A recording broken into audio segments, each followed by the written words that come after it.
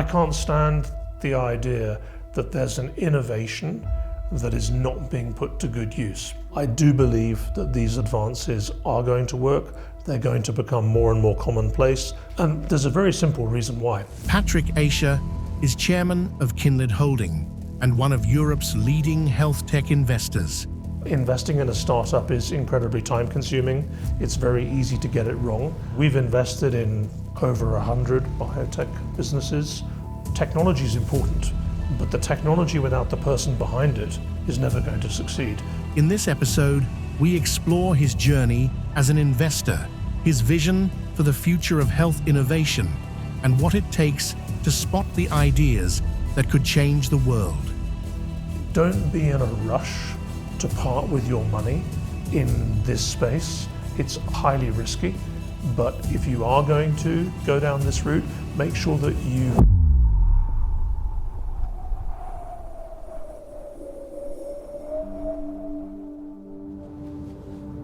We're driving up into the Swiss mountains and we're on the way to start, and we're going to interview Patrick Aisha from Kinlid. He's one of the top medtech investors all across Europe. He's co-founding or manage around 10 venture capitalist funds.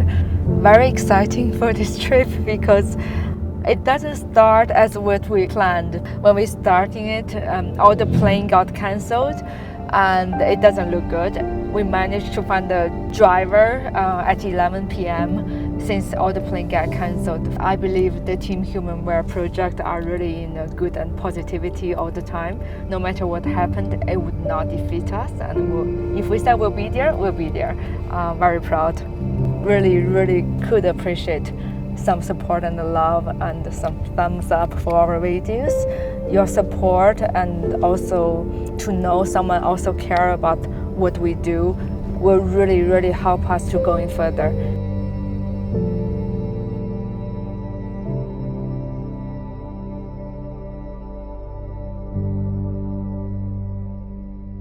Hi Patrick, thank you for being with us. Thank you very much for having me. You've been rated with Financial Times one of the top European investors in medtech. Could you tell us what made you start?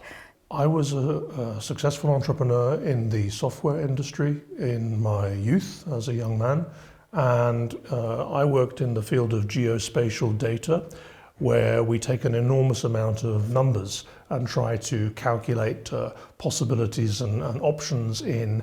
I was using it in the field of mapping in aerospace. And I found a great similarity in what we were doing with molecular science. In biotechnology, particularly in drug discovery, you also do a large amount of number crunching. And I think my experience in the software field, very similar, led me into the first interest in biotechnology. And from that drug discovery, biotech angle, I started to hear more and more about medical devices and innovation in medical devices, particularly new terms of industry in terms of robotics and miniaturization and minimally invasive surgeries. And maybe with my family background coming from engineering, the idea of being able to create incredibly complex new technologies that would be able to perform surgeries and medical procedures quicker, faster, and with less pain for the patient, I found incredibly fascinating. What are the turning points for you to change into biotechnology? You know, in the late 1990s, there was a boom in development of the internet and the accessibility towards high tech. And I thought that the medical industry was not as fast to adapt to new tech as other industries had been. And so to me, it was just an enormous opportunity to assist quite a conservative industry to radically redevelop and to advance. And I think it was partly timing, but it was principally the availability of the technology. Applying that technology to a heavily regulated industry is not something that is easy to do. There was a lot of resistance from within the industry to begin with. I can give you many examples of technologies that are now commonplace that people believed would not be possible 25 years ago. So spinal surgery being performed by a robot, cardiovascular surgery, minimally invasive brain surgery was something that in the year 2000 people said it probably will happen, but it will take some time or even a generation or two. It accelerated very rapidly because technology is very accessible and it's much cheaper. Anything that you can develop that allows the patient to be better cared for, allows the doctor or surgeon to do their job in a clearer and more concise fashion and is cost effective, is going to be a win-win for everybody. Yeah, when we look into the profile of the company you invested in, it's really shocking about how many of those technology already exist, but then in everyday life, we probably not even aware of it, but they are relatively mature today. Mm-hmm. And could you take us back in the time? What are the first biotechnology company you either participated in or invested in? So one of the first ones I invested in was a company making a molecule for respiratory syncytial virus, RSV, which is a very common illness. It affects principally a lot of children worldwide, over 100 million children. What are the symptoms? It's a breathing problem. So it's an illness that has effects like flu or pneumonia on the lungs, and it can be fatal for children.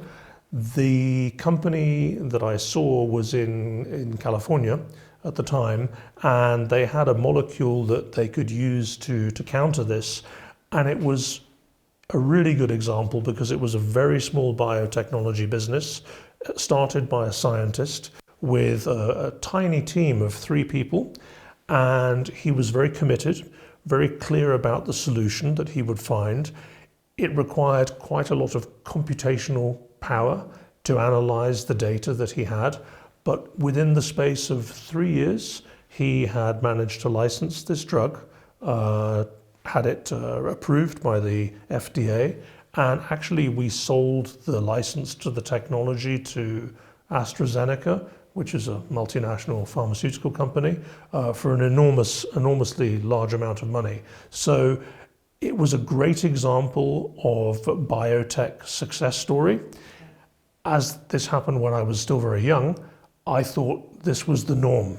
You know, we could invest in a biotech business and make 20 times our money in 3 years. I now know that only 3 years. We actually made a 32x return over about 36 months.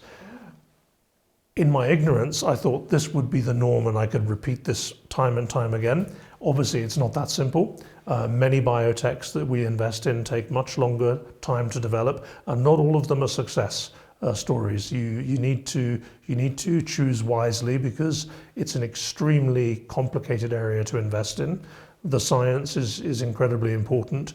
They consume an enormous amount of money. To take a drug all the way through to regulatory approvals is very expensive, can cost up to $100 million. So sometimes you invest and you're not so lucky. But that was a great example for me, and it's what turned me on to the industry. It's a good momentum to start with, for yes, sure. Absolutely, 100%. And then from there, we decided that we would try and do more. And I think the common denominator has always been it has to be something that's genuinely innovative, not a product that is similar to something that already exists. So it has to be a breakthrough product. It has to solve a problem, a real world problem that no one else has been able to solve. And that's been kind of the mantra ever since then. So we've invested in over 100 biotech businesses over the last two decades. And all of them are genuinely innovative. And we sometimes have been very lucky. Some of our scientists have gone on to win incredible accolades. We're very lucky. We have 2 Nobel Prize winners among our founders. Most recently, one of our portfolio fund companies invested in won the Strungman Award here in Europe, which is one of the most prestigious biotechnology prizes that exists. They're all solving a real world problem. So they're dealing with treating illness, treating a medical condition that can't be treated elsewhere. To invest in a startup is incredibly high risk, and I believe in your investment philosophy, you can put more discipline into investment. What do you mean by that? Investing in a startup is incredibly time consuming. It's financially, to some extent, irresponsible. It's very easy to lose all of your money. It's very easy to get it wrong. I think that we are disciplined. We see startups as an opportunity to invest in an operational company, and we want to see companies that have discipline, that have a clear business plan, that have a clear financial model, that they can solve a real world problem with their application. And I think when you do that, you actually are investing in a business with some longevity, with some potential for long-term growth. I think a lot of startups are quite short-term in their vision. There are founders, and we're very lucky to have backed many of them, who they have a vision that is beyond what happens in 2 years or 4 years. They're trying to change the way an industry is managed or a procedure is managed. So we love to back founders with that sort of long-term vision. What do you mean particular on that discipline and the long-term financial vision? You need to have a very clear focus on what the application is you're serving. You need to have a deep understanding of the regulatory pathways.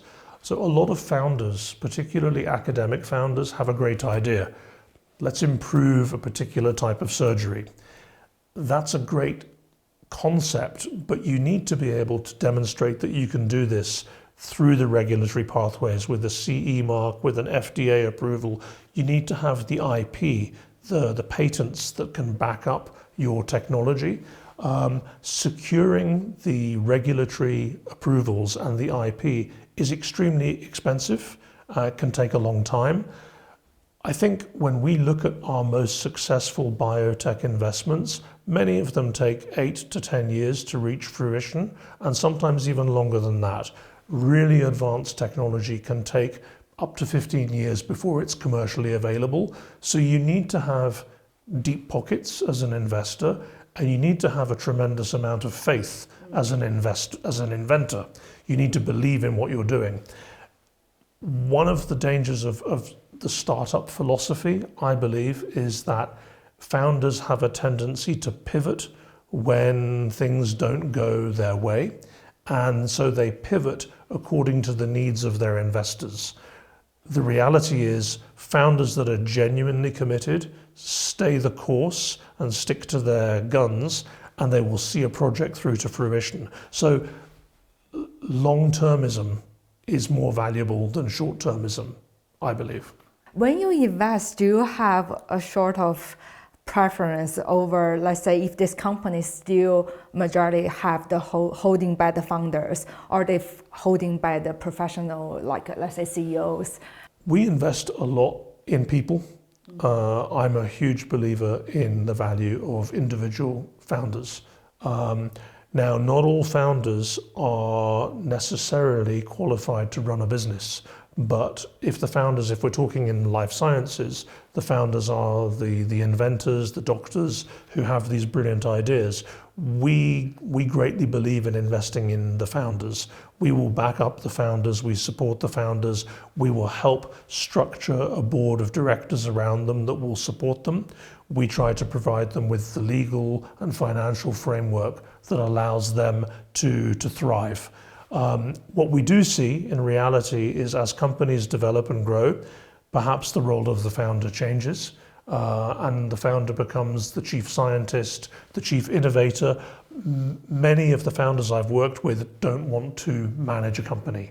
They don't want to be a chief executive. They definitely don't want to be responsible for the accounts. What they want is to be in a laboratory doing more research, inventing new technologies. So we like to support those people in their mission. And I think the best way you can do that is to provide them with the framework that allows them to succeed.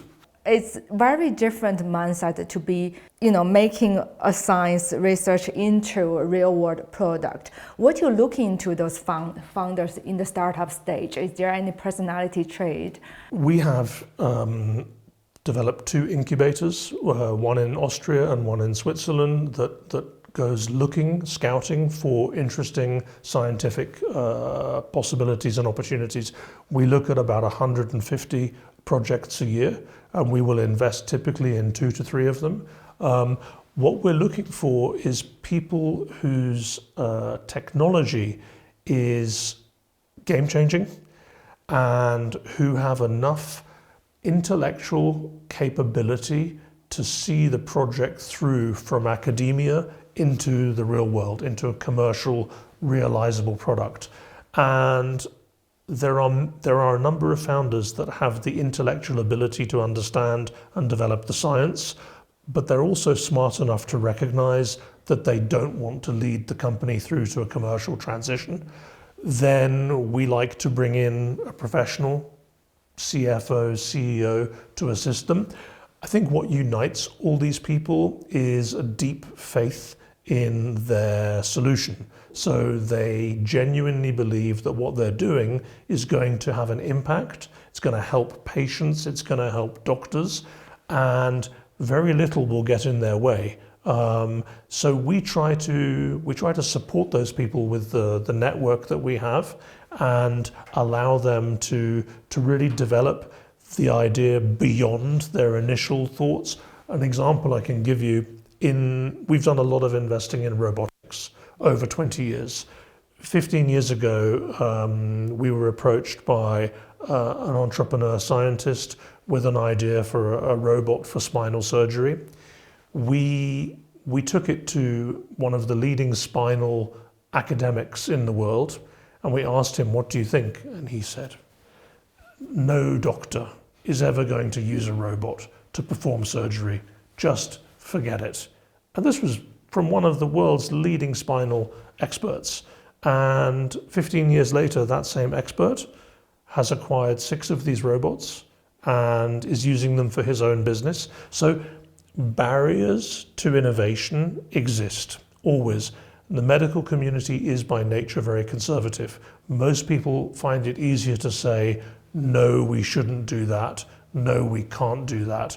But if you can convince them with genuine, real data, why something works and why it's better, why it's safer, and how it's superior for the patient experience, I think those barriers now are starting to come down faster than they ever were in the past.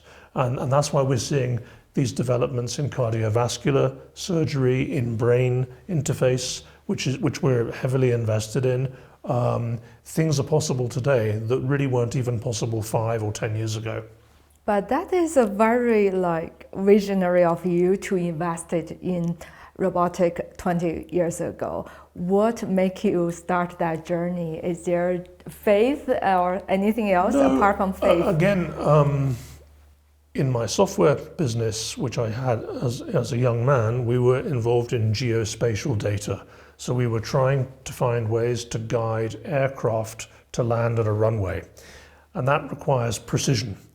It's exactly the same precision to guide a needle into a part of the brain. Instead of working in meters, you're working in micron millimeters, but the technology is identical. So I believe that all we've done is we've applied similar concepts of software integrity to the sort of software that is used to guide computerized surgical instruments. I've always believed that technology will bring solutions to areas that need development. And medical technology has been very slow in the 20th century. When you see the advances made at the beginning of the 20th century by Curie and Pasteur, there were huge leaps. It slowed down post-war, in my opinion, perhaps because of over-regulation, but also because of the cost. But now, with computerization, with quantum computing, miniaturization, so much more is possible. There are so many technologies that exist today that were only on paper 10 years ago, and now are starting to become commonplace. In terms of brain-computer interfaces, there are now over 24 companies working in this space. 10 years ago, when we first started, we were one of the only ones in Europe. So I think that's a good thing. Competition breeds more innovation. Take us into the robotic investment and all thing around it. There's a similarity with the software industry. When I was first in the software industry, I had conferences and dialogues with potential clients who were government agencies, where I had to convince them that Microsoft Excel would add up the numbers accurately. Because they said, well, how do you know?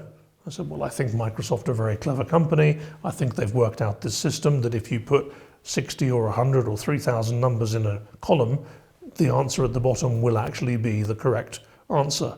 And people would look at me and say, are you sure? Because we do this right now with pencil and paper. And we have a team of 3 different people, and we often get 3 different results, and then we check it. So there was a resistance to software and data manipulation that carried over into the medical community. And in robotics, the usual common question from a surgeon was, how do I know the robot will make the right decision? And we always said, look, it's not the robot making the decision, it's you, the surgeon, making the decision, but the robot is able to perform the task absolutely without question, perfectly, because it's programmed properly. An extreme example, and it's not a real example, if you're talking about a neuro or a spinal surgeon who has to perform surgery in the morning, he's a professional, or she is extremely well trained. There is a possibility that the surgeon wakes up on the wrong side of the bed, has an argument with her husband, gets into a traffic jam on the way to the hospital, spills coffee on their trousers, and by the time they walk into the surgery, they're not having their best ever day. And as a consequence of that, perhaps they're nervous, they're trembling, they are under stress. Now, a robot doesn't have those issues. A robot will guide a syringe into exactly the precise location it's supposed to go. So that is an advance in technology that is undeniably superior. 25, 30 years ago, people who had negative side effects from spinal surgery was actually quite a large number. Today it's almost unheard of. You don't have erroneous surgery taking place. That's an advancement that I think everybody can see. Technology needs to step up its game here. What get you through all those high and lows? And is there any moment it's very difficult, you feel like, okay, it might not work? No. No. No. All the moment you know it will work. Well, I mean, we had issues that we had to overcome. We had a lot of resistance from within the industry, but was there ever a moment that I thought this isn't going to work? No, not at all. Never. And I think that's very much the same, not just in robotics, but in a lot of the medical, advanced medical devices that we work in. It's the same today with precision medicine or organoid development. I do believe that these advances are going to work. They're going to become more and more commonplace. They're going to become less and less expensive. And there's a very simple reason why. If you talk about, for example, precision medicine, cancer, if anybody is in the unfortunate position where they discover they have a cancer, you know that they're going to want the best possible treatment as soon as possible. If they're given a choice between a very advanced treatment with a 98% success ratio and a less advanced treatment with a 50% success ratio, any human is going to say, I would prefer to have the highest chance of success. Yeah. So if you make that available at the lowest possible price, everyone's going to veer towards that. And I think that's why generally in the industry there is an encouragement of new technology. It's beneficial to the patient at the end of the day. And what helps patients helps surgeons and helps doctors, because doctors don't want to work 12 hours a day doing operation after operation after operation. They would rather work less and help more people When you think about the neuroscience and the neurotechnology, could you take us into what's going on in that world? Okay, we've had a long history in neurotech. I've been investing in brain-computer interface related companies for over a dozen years. We developed a business here in Switzerland that uses thin film technology for implanting a small electrode into the brain. This is used to assist people who suffer from Parkinson's disease and epilepsy. People with Parkinson's have a tremor. We're able to actually manipulate the part of the brain to control the tremor. So this is a fantastic technology. It's approved, it has a regulatory approval. There are about 24 patients walking around today with an implant in the brain. They and their doctors are able to manipulate the level of usage. So they're able to reduce what can be a very, very traumatic tremor, which creates a loss of quality of life. They're unable to hold a knife and fork, for example. By turning the implant up, they're able to control the tremor to reduce it to zero.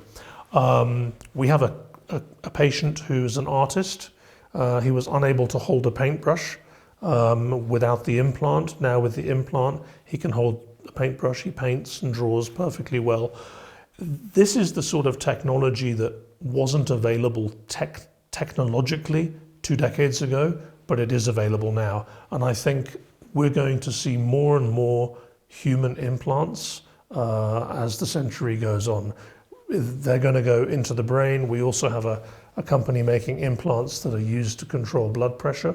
One of the advantages here, an implant is used to control the blood pressure, and by having this, you don't need to take pharmaceutical medication. So rather than taking a tablet every day, you have an implant that monitors your blood flow. This is a huge advance. It's better for the patient, it's better for the doctor, it's easier to control and monitor. You have data from this all the time. So I think we're going to see more and more electronic devices within the human body as the century rolls on. I think it's going to be a common thing. And I think nowadays, because of Neuralink, we all put more awareness into those type of implanted neurostimulation devices. Mm-hmm. Could you give us an overview what could be possible today and what will be more possible for the future? Most neurostimulation devices have been applied to serious illnesses, Parkinson's, for example, epilepsy as well. I do think that there's going to be more and more neurostimulation devices that are not just implanted but also external, that are going to be used for psychological diseases, so depression, obsessive compulsive disorder, I think emotional, psychological illnesses as well, Alzheimer's. We're invested in a company that has developed an external product for helping patients with Alzheimer's. So it's a stimulator that encourages and assists patients to retain their memory. I think that we're going to see more and more of these used in psychological management as opposed to or in complement with pharmaceutical solutions. So people suffering from bipolarity, people suffering from depression, this is often treated with pharmaceutical substance, many of which have quite traumatic side effects. So you can take a medication, but maybe the medication will affect other functions in your body. It can lead to a loss of quality of life. If you're able to provide exactly the same solution without pharmaceutical influence, I think that's a plus. And I think that's probably the way the future is going. For people who are not come from medical background or who suddenly see they have certain disease or dysfunctionality in their health, what are the best way for them to look into the frontier of the information and be part of that future? Okay, that's a very good question. We deal with a lot of patients. Our portfolio companies deal with a lot of patients, and the reality is that if you suffer from an illness, you have a natural inquisitiveness that you want to know what solutions are out there.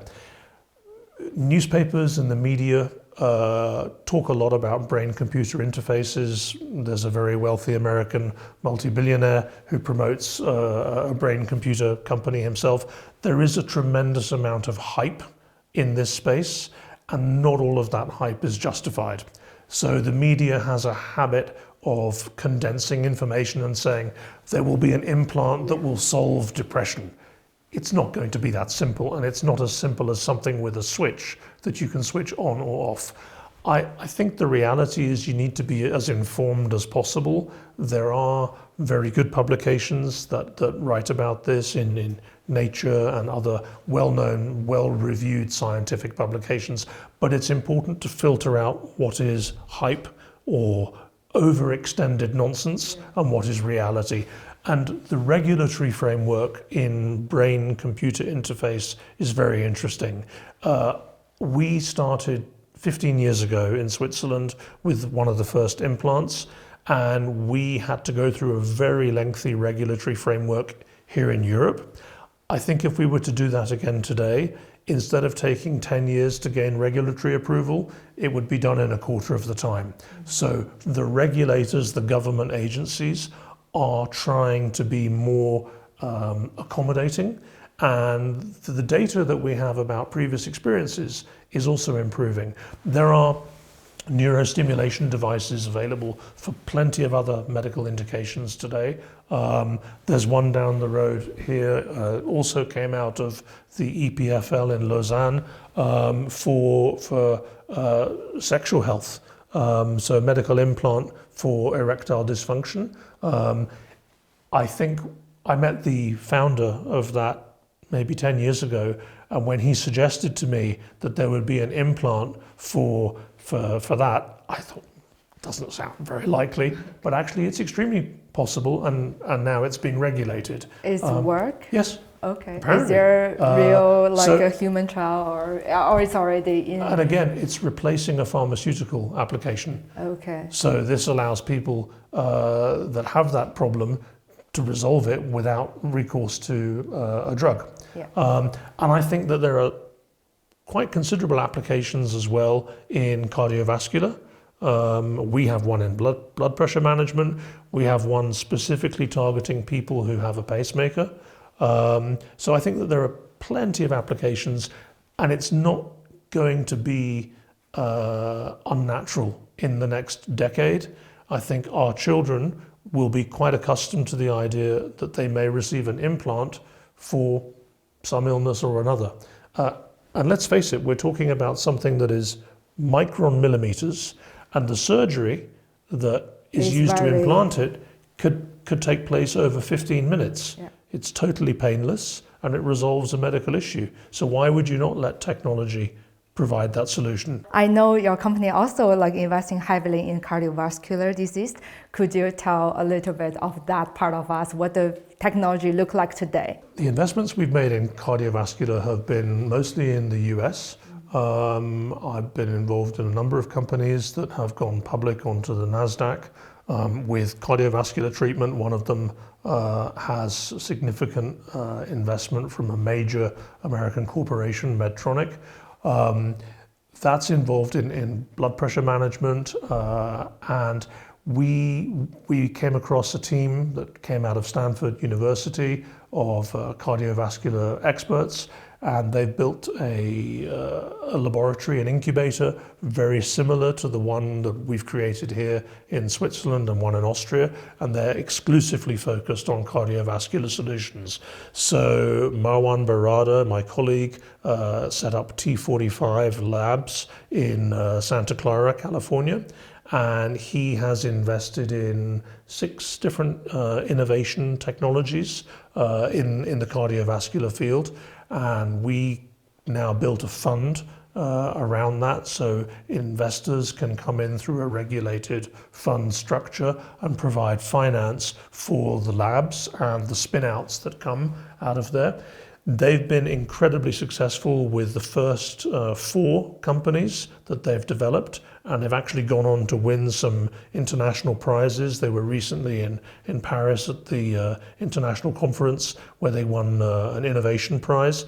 I think that what they are doing in the cardio space is very similar to what I've focused on in the neuro and neurodegenerative space. It's important to recognize expertise begets further expertise, okay? So they are really specialized in that field, and I think they're gaining international recognition as the go-to innovators in that space. They're in conversations with some of the largest corporates in the world, not just in neuro, but also in cardio, in medical devices and biotechnology. The large corporates, the public companies, they're not investing in research and development any longer. They haven't been really doing R&D for 2 decades. They prefer to cherry pick experts who develop innovative ideas from elsewhere, and then they bring them in-house. Yeah. So I think the likely solutions that we're going to see in the future will be developed externally by laboratories and incubators such as the ones we've mentioned. I see you have invested in China, in Australia, if I was right, and also in Europe and also in the US. What do you see the difference between the investment in different countries? We've invested a lot in Europe, Switzerland, Austria, the UK, and in the United States for many years, for 25 years. The reality is access to capital is integral to success. And the place with the best access to capital to date has been the United States. And if I look at all the successful businesses that I've had the luck to invest in, we've taken 22 companies to public markets, to an IPO, and 19 of those have happened in the United States. So there is just a phenomenal amount of capital available in the US, much more so than in Europe. And that's a great pity. And one of the reasons we built the 2 incubators here in Switzerland and in Austria was to try to provide capital to scientists and entrepreneurs in this part of the world. But you mentioned Asia, and I've been fortunate enough to be based in Hong Kong for many years, and therefore I've worked very closely with China. We have a lot of relations with Chinese companies that are bringing their technology to Europe and to the US. We have Chinese investors in some of our portfolio companies, and I think that the mood is shifting, and there is a real growth in available capital coming from mainland China. That's very interesting. There's also an enormous amount of technology. So it's not just capital, it's scientific capital as well that is starting to come from the East. And I think that's a shift that we're seeing that's going to continue. And I believe that there will be a balance in terms of innovation and financial capital. In my lifetime, I'm sure we will see China equaling or even overtaking the US as the principal source of capital. Is biotech a very high risk investment? Totally. I think we specialize in alternative investments, and if you look at our entire portfolio, we have 175 investments. 50% are in life sciences, 25% are in financial technology, and 25% is digital technology. Within the life sciences, we're split equally between advanced medical devices, robotics, precision medicine, neuromodulation, and 50% biotechnology, principally drug discovery, and particularly focused on the neuro area. Of all the alternative investments in venture, life sciences is the most risky, without a shadow of a doubt. And biotechnology and molecular science is even more risky than medical devices, because there is an extreme possibility that what you're doing will end up not working. Yeah. And if it doesn't work, then the value is zero. If you're in a medical device or a robotics environment, if what you're doing doesn't work, if you're trying to make a robot that can treat a human hand, and it turns out that it doesn't work, maybe you can adapt it to work on the elbow or the shoulder or the knee. So you can always pivot. But if you've spent 18 years developing a molecule to treat Alzheimer's and it fails, you can't then turn it into a molecule that treats something else, diabetes, for example. So I think it's definitely the highest risk, which is why if people look at this area, they need to go in as co-investors with a group that has experience, that has a track record. Track record is no guarantee of future success, but there is a stronger likelihood that they're on the right track because you will not make the mistakes that novices make. What are your driving force to do all of this? What we're trying to do is make available technological advancements that benefit people. This means, investment, long-term investment. You need to think over a period of decades rather than years. The driving force for me is I love taking new technology and making it commercially available. I think that we've created companies with our founders that we've backed that have changed the way surgeries are performed. We've changed the way children are treated for certain illnesses across the world. We invested in a vaccine business that can provide vaccines for up to 100 million kids. We've changed the way brain stroke treatment is performed worldwide. We've been involved in changes in surgical procedures. That to me is hugely satisfying. If I meet somebody who's recovered from a stroke, there's a 95% chance that the surgery they underwent was actually using a product that we created. So I actually know that I've helped that person and that person's family. That's a driving force for me. I can't stand the idea that there's an innovation that is not being put to good use. Is there any moment that you could think of that you realize, wow, that technology really helped someone? We spent a long time investing in a company treating post-traumatic stress disorder for returning veterans, military personnel. I've met a large number of people and their families and heard their stories about how what we have invested in has benefited them, and that's remarkably satisfying. And I think that has a value that you can't quantify in economic terms. One of the companies we invested in the United States has a treatment for suicidality. I've met with a large number of families who have a family member that had attempted suicide on a number of occasions and then undergone the treatment that we helped create and has now changed their life and leading a fruitful life. And that's something that you can't quantify. And you have been coming from a family who have over 100 years of history of doing business and involved in many, many interesting projects. What do you think this culture that you've been brought up in have shaped your character? I think it has a huge amount to do with it. I'm very fortunate. I'm the fourth generation of our family to be running Kinled. My great-grandfather was an inventor, an entrepreneur, and he created a company that went on to employ thousands of people in the building materials and construction industry. My grandfather was also an inventor, patented the use of PVC in water management and drainage. My father was a business builder and ended up managing a company with 10,000 employees and built a business in the United States. It was very successful. So I grew up, thanks to the people in my family, surrounded by a group of people who I believe always questioned why not, as opposed to why. So like, why not? Why can't we do this? Why can't we use this technological innovation? Why can't we find a way to apply this? And I think that's very healthy. So you're surrounded by people who believe that with enough patience and enough belief, you can actually make changes happen. As opposed to, I think, people who are less fortunate grow up in an environment where they say, well, you can't do that. You shouldn't do that. We don't have the ability to do that. It's not our job. Someone else will do it. I don't agree. I think it should be up to each individual to empower themselves. And I think that has had a big effect on my life as an entrepreneur.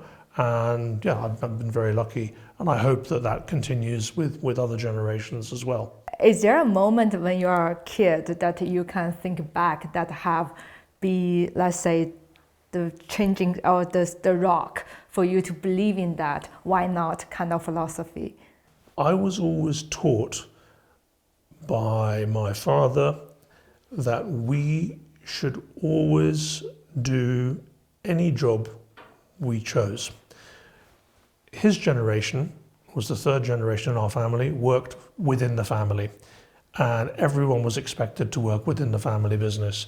My generation was told, do whatever you want, but do it very well. So if you want to be an architect, be a great architect. If you want to be a hippie, be a great hippie. I wanted to be an entrepreneur, so I think that's what I set out to do. And we were encouraged, if you can do something that you love, that you genuinely enjoy, then first of all, you're extremely lucky. I get up in the morning and I'm very excited about what I do every day.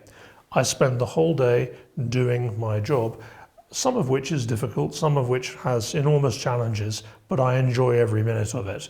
And I look forward to the next day as well. So I think we like to build things, and building things requires patience, requires faith, it requires tenacity, and it requires capital. And capital is intellectual as well as financial.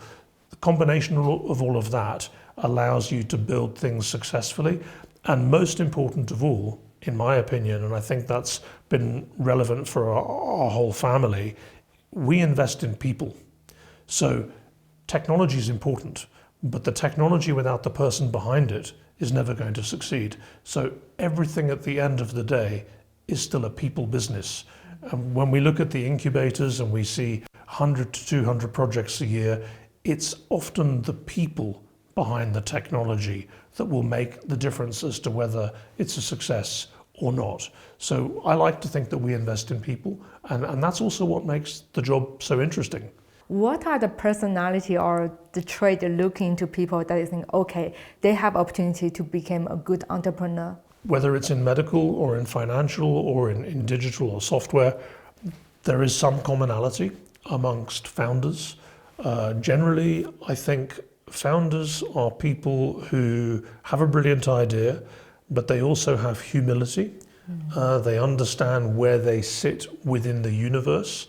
So they know that their great idea will work, but they need to have it fit into the existing systems. The other thing that I've learnt over the years, and I think about it more and more, the most successful founders that we've ever backed, they are coachable. They are intelligent enough to realize their own limitations, and therefore they say, well, look, I know how to make a wonderful financial application, but I don't know how to distribute it.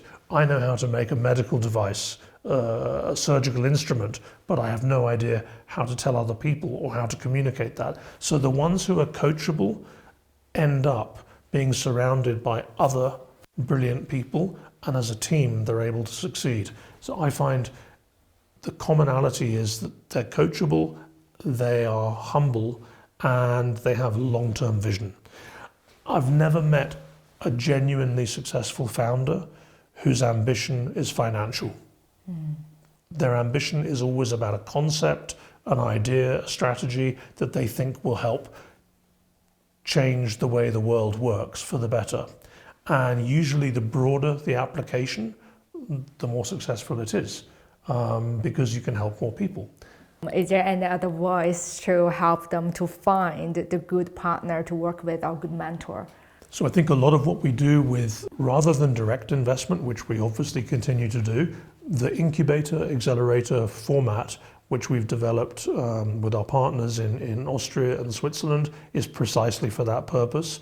We're able to provide a platform or an environment specifically for those type of founders. We provide them with legal expertise, financial expertise in-house. We provide them with office space or laboratory and research space. And I think we're able to guide them over the potential potholes in the road, which all founders, including myself, will eventually fall into.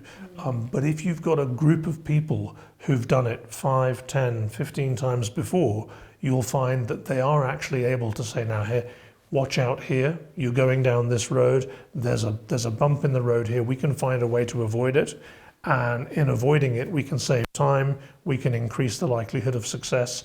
And I believe that the incubator strategy works for that reason. The lady scientist who runs the incubator in Vienna is herself an incredible entrepreneur. She's taken 2 companies public over her career, so she really knows what she's talking about when talking to other scientific entrepreneurs.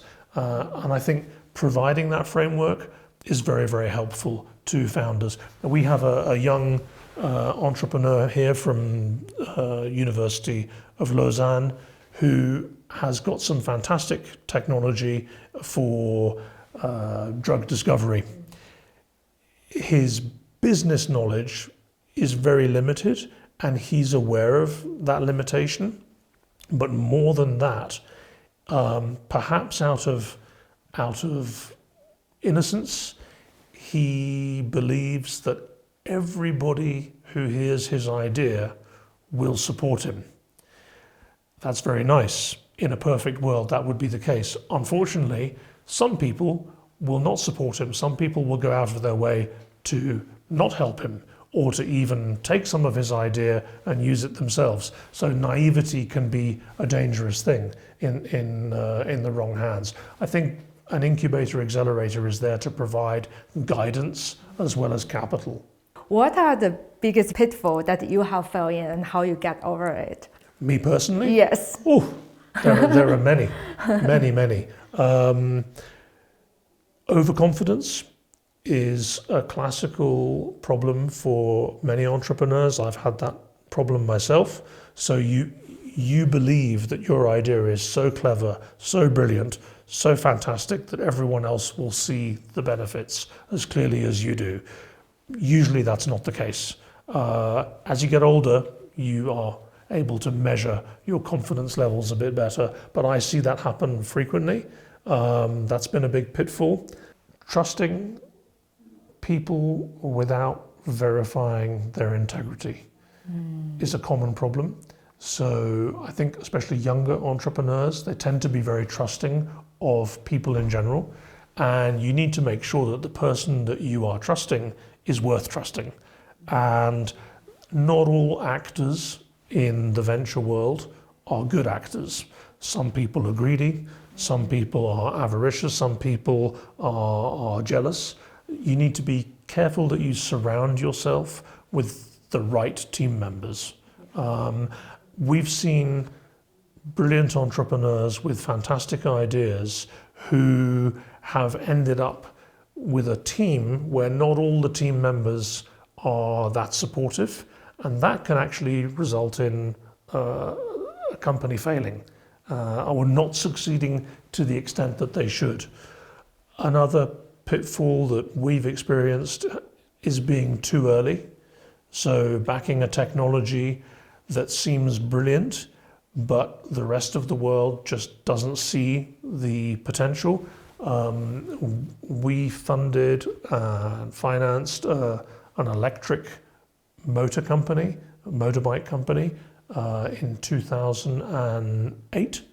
And it ultimately succeeded financially, but we were way too early. If we'd done the same thing 10 years later, I think it would have been 10 times the success.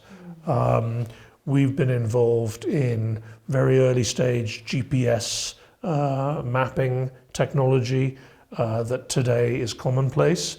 We found it very difficult to communicate that to the market. So sometimes your idea is so clever Too early. that no one else is prepared to listen to you at the time.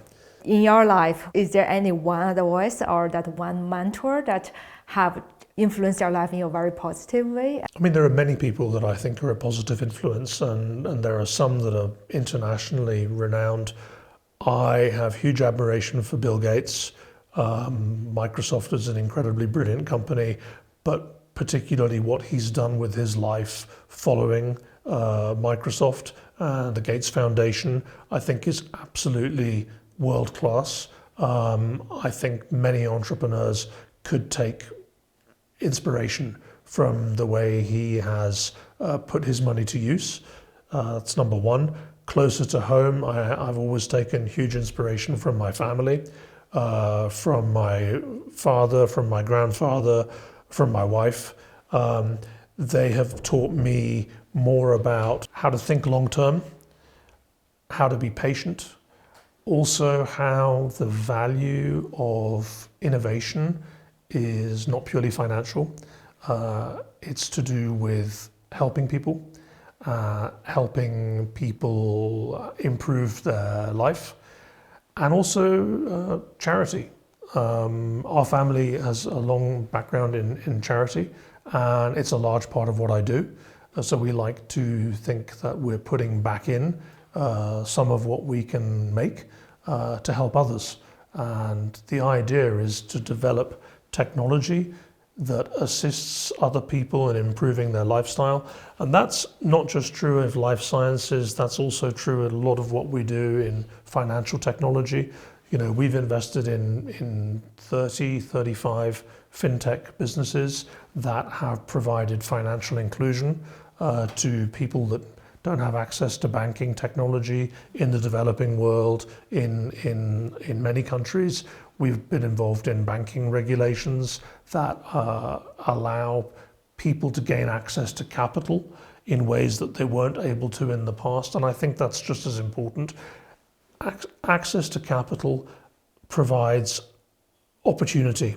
Opportunity provides the ability to receive education, and to be better educated actually allows for society to produce more inventors and innovators. So it's a virtuous circle.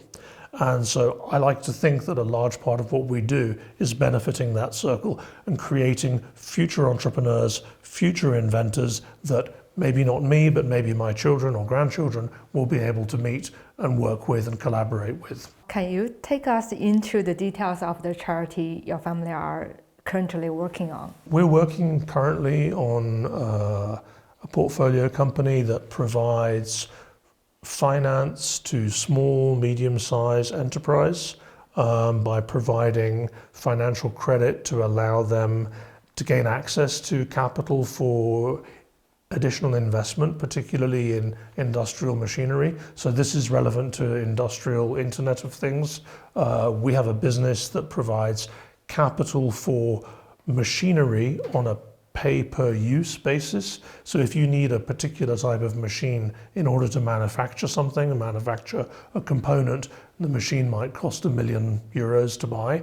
That might be outside of your scope of ability.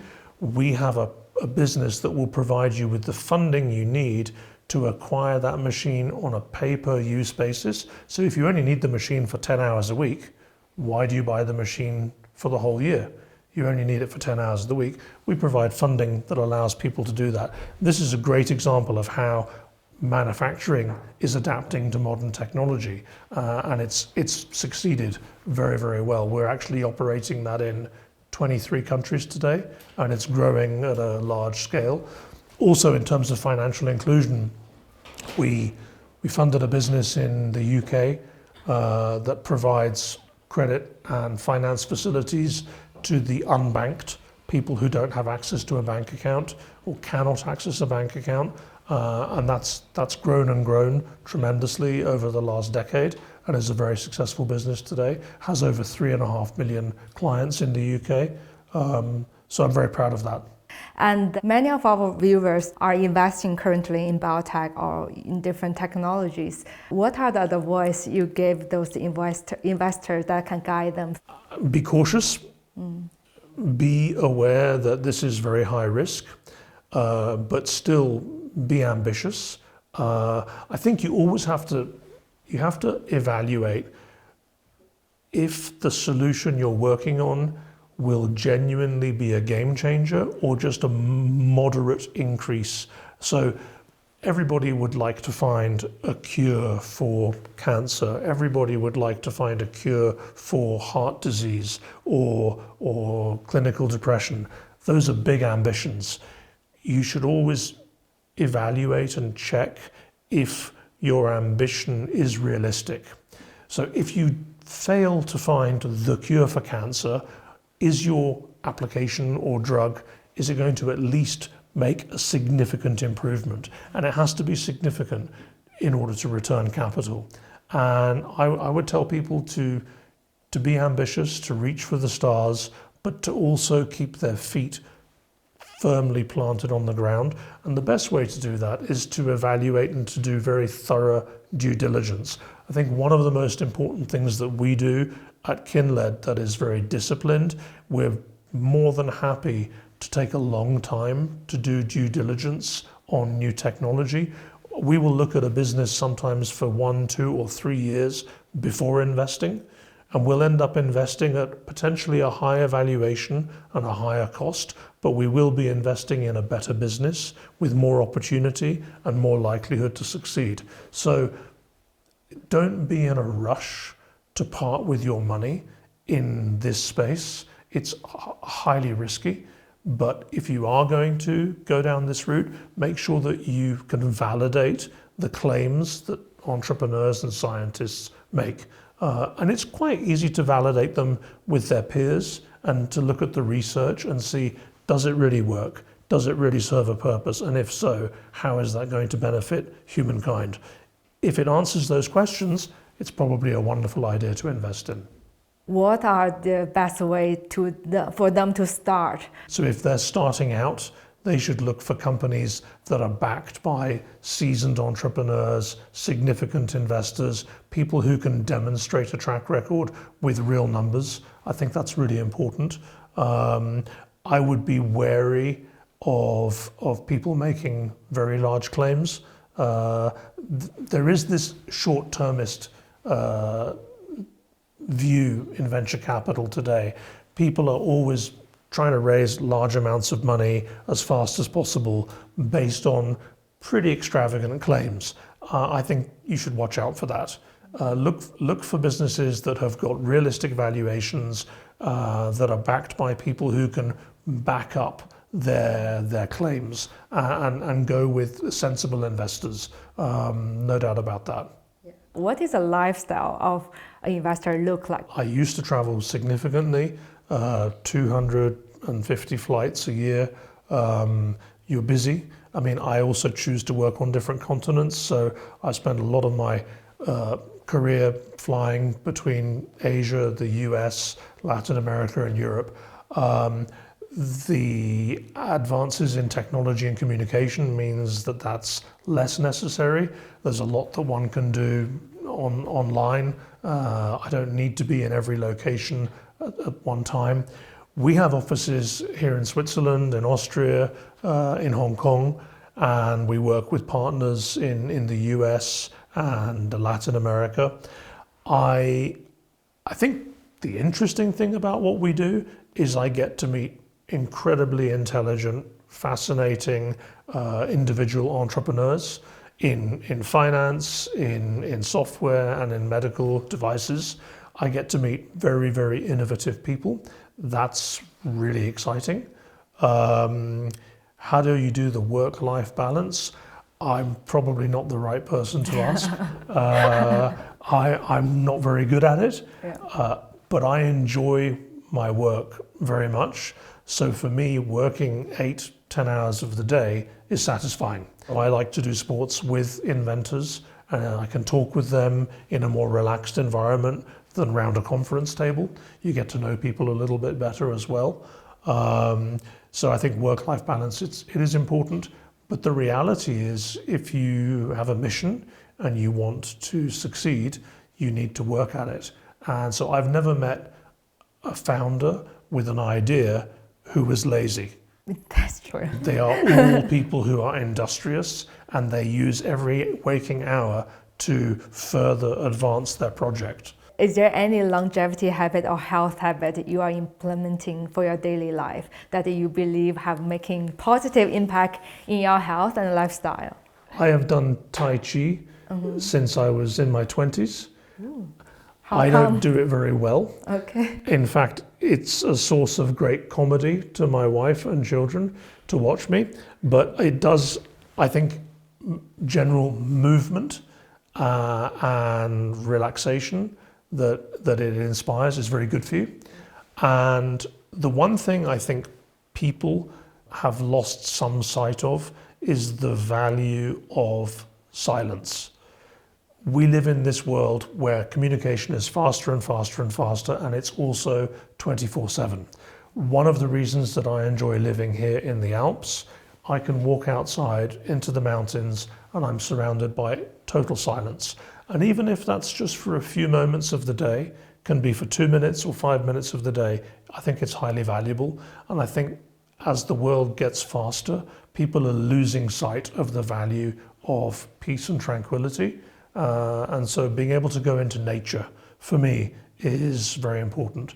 I spend a month of the year in Latin America, and we live on a farm in the middle of the Andes, in the middle of nowhere, and it's very, very tranquil.